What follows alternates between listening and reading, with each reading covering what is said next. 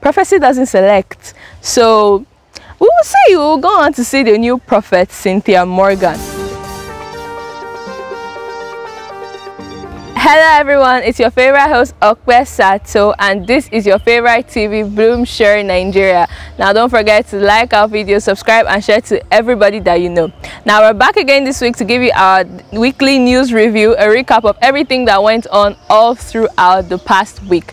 Now let's quickly begin. Our first story is on CBN. So over the week, CBN introduced a new cashless policy rather, that says Nigerians can now only, effective January 5th, 2023, Nigerians can now only withdraw 100,000 naira weekly for individuals and 500,000 naira weekly for corporations, and a daily limit of 20,000 naira. Now this was put in place. This is said to help reduce the inflation and increase the strength of the naira against the dollar and help our value in the markets. But for me, the only thing that is on my mind is ATM lines. You know those people that take like 10 years to withdraw from the ATM, and they want to withdraw their 5 million naira from the ATM instead of going inside the bank to use a cash counter.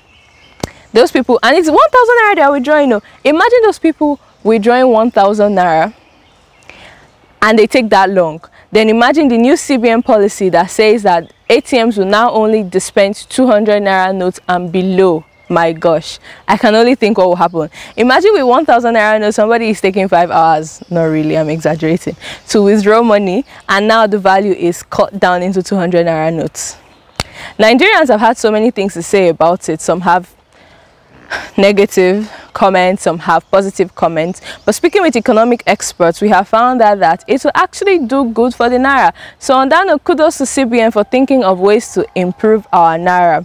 Let's see how Nigerians go about it, especially this Christmas shopping. But let's see. I think Nigerians were very sturdy people. We will always find a way around things. We always find a way to thrive in whatever difficulty that we may exhibit. So I think kudos to the CBN for their efforts, we can say. Our next story happened in Ogun State, Abeokuta. Now the police is currently conducting an investigation over 2 teenage girls who connived with their church member to sell their organs for 100,000 naira each. Now they did not tell their parents, for obvious reasons, and this lady connived and took them to Lagos. They had said they were going to church. They planned that they would say they would go to church for something, and then she took them off to Lagos, and their organs were harvested and sold, and they were paid 100,000 naira. Now the price of just kidney transplants, not even just the kidney, the price of kidney transplant is over 10 million naira in Nigeria, and these girls are selling their organs for 100,000 naira. When they were asked, they said it's because their parents are not giving them money, so they needed urgent money, especially for the Christmas. And it's like, can you just imagine? I think this is why teenagers, a lot of things need parent signatures. This is the exact reason why a lot of things need parent signatures, because can you just imagine? They just left Abeokuta, traveled all the way to Lagos without informing their parents to remove their organs. Now, it was not disclosed which of their organs were removed though, but every organ is as important as the next one. So removing them unscrupulously like that is very too much of a health hazard, and the health hazard has already begun to show itself, because the only way it was even discovered was because one of the girls fell sick and fainted and had to go to the hospital. In the process of trying to give her blood and trying to resuscitate her, they had to perform some scans, perform x-rays, and found out that her organs, some of her organs were missing. Now they had to resuscitate her to ask her what was going on, and then she confessed to conniving with the other teenage girl and their other church member lady and adults to go sell some of her organs, and that was the reason why she was sick. Well, the police is still conducting an investigation into it, and we'll definitely update you on what was said about it next week. But I don't know if those organs can be returned to them, but I feel the adult who misled those young girls, something needs to be done to her, honestly. Now on to our next story. Some students of the Adekunle Ajasin University in Abeokuta really set the internet ablaze for their presentation last week. Now what did they do? The lecturer had told all of them to come present on specific topics that were given to them group by group, and their group was the effect of terrorism in the society. Now what these mischievous little children did, not so little because they're university students anyway, as it got to their turn, the group that had the effects of terrorism on society as a group topic. Some members of the group went to start presenting and said, okay, they're here to present and their topic is effect of terrorism on the society. Only for the other members of the group to enter the hall from the back dressed as terrorists, complete with the military camouflage, complete with fake guns, complete with... You can imagine how that ended. There was pandemonium. Even the lecturer ran out of the hall. Even the lecturer ran out of that hall. Like, what were they thinking? They put so much panic and fear. And while everybody was scared, they just stood. And they were just looking so unassuming, so threatening. And as everybody ran, they walked up to the front of the class and ended it with, I hope you see the effect of terrorism in our society. Like, can you just imagine? That was very mischievous of them. But I hope the lecturer gives them an A though, because that was hands-on practical.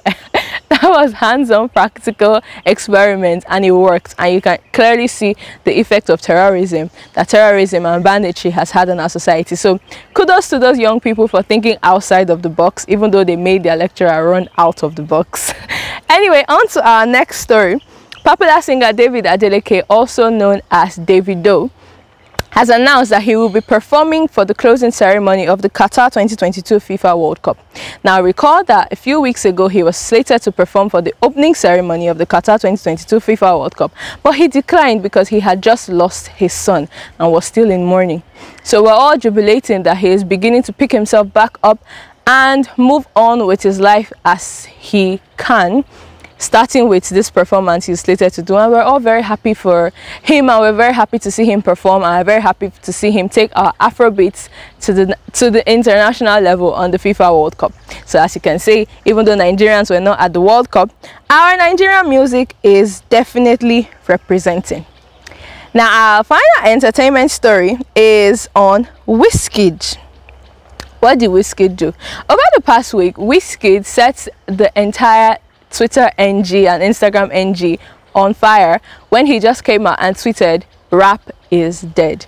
Now, this did not sit down well with any of the Nigerian rappers, any international rapper. It did not sit well with anybody. It did not sit well with anybody. And he had all the rappers clapping back at him, and he had Nigerians going to resuscitate old tweets from 2011 when he was begging for an audience with popular Nigerian rapper M.I. Abaga to see him, and that he was a very good fan of him, and he loved his rap and he wanted to be a rapper like him.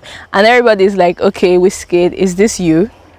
This was you barely 10 years ago begging MI for audience, and this is you like barely 10 years later saying rap is dead in Nigeria and there are no rappers in Nigeria. But anyway, I think he has his reasons why he said so, but a lot of people took offense. Even some of his own fans, the Wizkid FC, also took great offense at it. So I don't know what Wizkid was thinking, but he surely got everybody talking.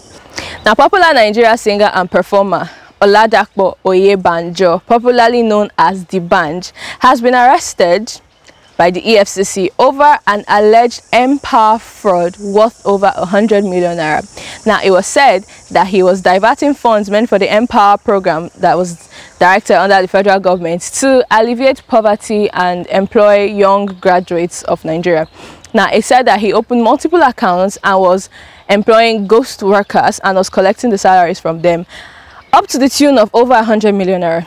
Now, EFCC said the investigation has been going on for a while, and they had been inviting him for various investigations and various sittings, and he had been denying them and slying them under the guise of being abroad for various performances or the other. Now, finally, they were able to get him to come for questioning. I do not know what methods they employed, but they were able to finally get him, and currently he is in the EFCC custody pending investigation over the fraud, and we'll see what happens at the story. Now, the Independent National Electoral Commission has declared 12th December, Monday 12th December to Monday 22nd January 2023 as dates to collect the PVC, permanent voters card, by those who had done the registrations. Now, remember, the general elections are coming up in February, and you cannot vote if you do not collect your permanent voters card. Now, for those of you who have misplaced your temporary voters card, I don't know what to say to you. I honestly don't know what to say to you. But make sure you find a way to sort yourself out, and you go to the INEC offices during the slated times, or you go to your ward INEC offices at the ward level, at the local government areas, and make sure you collect your permanent voters cards. We need to vote. You have to vote. It is your duty as a citizen of Nigeria to participate in the general elections, in all elections, and exercise your franchise.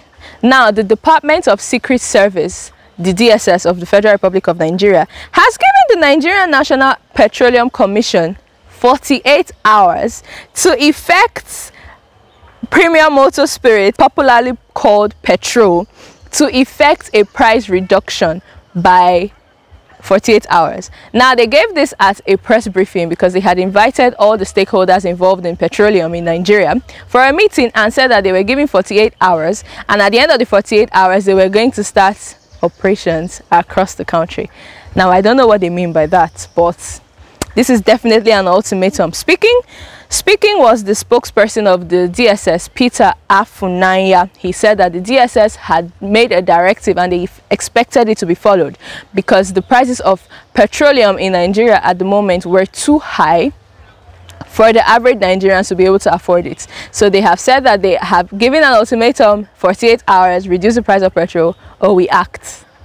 Let's see what the NNPC does, and let's hope they effect it. Now, on to our final entertainment story. Popular singer and socialite Cynthia Morgan has explained why she quit music.